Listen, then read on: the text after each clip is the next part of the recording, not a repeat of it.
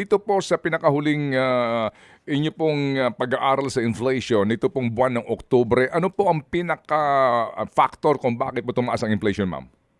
Okay po. Sir Ted, ang inflation po o yung pagtaas ng presyo ng mga produkto at serbisyo sa bansa ay bumilis po sa antas na 2.3% nitong October 2024. Mas mabilis po ito or mas mataas kumpara dun sa 1.9% inflation noong September 2024. At ang pinakamalaki po yung ambag o yung dahilan ng pagtaas ng overall inflation nitong October ay yung bigas po natin o yung rice inflation, na meron pong antas na 9.6% nitong October 2024.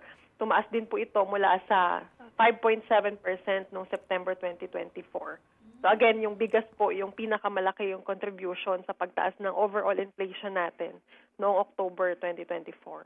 Oo nga po, no? So, sa kabuuan po, kumbaga, ilang porsyento po ito doon sa food, natin, necessity, ma'am, ng mga Pilipino? Tama, ano ho yung binabanggit na 48%, ma'am?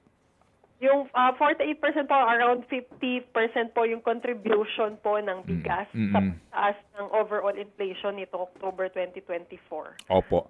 Opo. So, ma'am, kayo ho'y nag-aaral ho, no, nitong mga detalye dito po sa presyuhan nga ng ating staple. So, sa inyo pong pag-aaral, may pagbabaho ba naman? Kasi doon sa sinasabi ng ilang kongresista, may pagbaba pero hindi umabot nga ng piso. Pero meron ho ba kayong pag-aaral kung ilang sentimong ibinaba?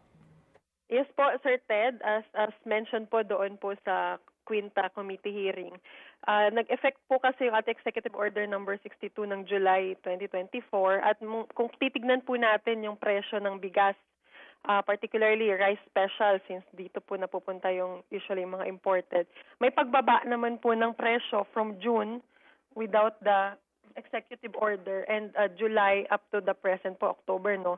Bagamat maliliit po yung pagbaba na nakikita natin from June 2024 to October 2024 po sa rice special rice 1 kilogram, may nakita po tayong pagbaba na around 60 centavos po.